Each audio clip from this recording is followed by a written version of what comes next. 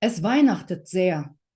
Und dieses Weihnachten ist nach meinem Empfinden ein außergewöhnliches. Wie umgehen mit den speziellen kosmischen Energien? Was kann ich daraus ableiten für meinen weiteren Weg? Und welche Rolle spielen Intuition und Synchronizitäten? Die besonders Feinfühligen unter uns haben es schon seit vielen Tagen gespürt. Und insbesondere in den letzten 2, 3 Tagen und am Tag der Wintersonnenwende ist ja nochmal so eine Art Höhepunkt. Es strömt aus dem Kosmos auf uns ein, energetische Strahlen, Felder, was auch immer das ist. Ich bin weder ein Astrologe noch ein Schamane oder ähnliches. Und dennoch spüre ich es. Jeder von uns, der in dieser Zeit des Wandels, des Erwachens, des einmaligen Geschehens in der Menschheitsgeschichte inkarniert ist, hat einen Auftrag. Dieser Auftrag, sich selbst in seinem wahren Sein als Seele zu entfalten. Und diese Energien, die uns jetzt zuteil werden, die kommen nicht von ungefähr, sondern sie helfen uns, uns aus diesem kopfgesteuerten als Primat zu lösen und mehr in die Herzenergie zu kommen. Denn in genau dieser Herzenergie, da ist unser wahres Sein begraben. Da können wir es finden. Und die Weihnachtszeit als Zeit der Liebe und der Herzenergie und auch als Zeit der Besinnung, des Rückzugs, ist auch eine Zeit der Vorausschau für die nächste Zeit, für den kommenden Weg. Manchmal kommt mir der Gedanke, was ist eigentlich mehr wahr für mich? Das, was mich alles im Tagesbewusstsein umgibt und auf mich einprasselt, oder das, was meine nächtlichen Träume mir sagen? Und das ist auch eine Zeitqualität, intensive Träume. Und das wird sich noch intensivieren während der Zeit der Rauhnächte. Für manche haben sie am 21.12., am Tag der Wintersonnenwende, begonnen. Ich aus meiner Kindheit kenne es so, dass die Nacht vom 24. zum 25.12. der Beginn der 12 Rauhnächte ist.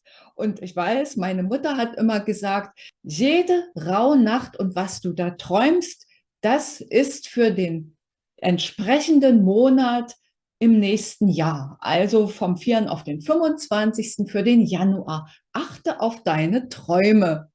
Und so ist das eine gute Idee, ein Traumtagebuch zu führen oder einfach Zettel und Stift, falls du nachts mit und aufwachst und einen Traum festhalten möchtest, neben deinem Bett auf dem Nachtschränkchen zu positionieren. Was sind Synchronizitäten, die es in dieser Zeit auch zu beachten gilt? Synchronizitäten sind Ereignisse, die stattfinden ohne einen ursächlichen Zusammenhang mit dem, was ich gerade gedacht habe, was ich gerade tue und so weiter. Also mal angenommen, ich gehe gerade mit irgendeiner Frage im Kopf durch die Gegend und plötzlich fällt mir ein Plakat in den Blick mit irgendeiner Werbebotschaft, die genau passt zu dem, was ich gerade gedacht habe. Das nennt man Synchronizität. Oder die sogenannten Engelszahlen, also Zahlenwiederholungen, 111, 222 oder viermal das Ganze sogar. Ich werde in letzter Zeit regelrecht zugeschüttet damit. Was die Bedeutung der Engelszahlen ausmacht, das darf jeder für sich selbst entscheiden. Denn ich weiß, die verschiedenen numerologischen Systeme haben unterschiedliche Deutungen dazu. Also committe dich mit einer Art, sieh, wo dein Herz ja jubelt. Und das ist dann die richtige Art der Interpretation von Engelszahlen. Also, Nutze die Energien, begrüße sie, auch wenn sie die eine oder andere Befindlichkeitsstörung in dir verursachen oder du das Gefühl hast, da im Kopf ist gerade mal Matsche und dein gesamter Körper reagiert. Das ist übrigens auch eine gute Geschichte, denn unser bewusster Verstand macht nur, wenn es hochkommt, 5% unseres Seins, unserer Aufnahme, Wahrnehmungs- und Entscheidungsfähigkeit aus. Der Rest, nämlich 95%, passieren in unserem Gesamtsystem Körper, mit dem wir hier gesegnet sind, mit unserem Gesamtenergiesystem. Also es ist wirklich, wirklich eine gute Idee, den Verstand mal ein bisschen in die Wüste zu schicken. Das ist das Erste. All die Dinge, die des Weges kommen, in Träumen während der Rauhnächte, in immer wiederkehrenden Gedanken, die du in dieser Zeit hast, als Botschaften für deinen weiteren Weg in 2023 betrachten. Und wichtig ist, nicht nur darüber nachdenken, dann sind wir wieder da, sondern wir haben unseren Körper, damit wir tun können, umsetzen können. Natürlich, wer digitale Produkte entwickelt, der tut es mit dem Geist und nicht so sehr mit dem Körper. Aber ich halte auch eine Menge davon, Dinge aufzuschreiben, damit es Hand und Fuß hat. Ja? Und über Intuition in Form von Träumen oder auch, manchmal sind es auch so Dinge, angenommen, du hast dir irgendwas vorgenommen oder hast dir irgendeine Routine aufgebaut und plötzlich vergisst du die.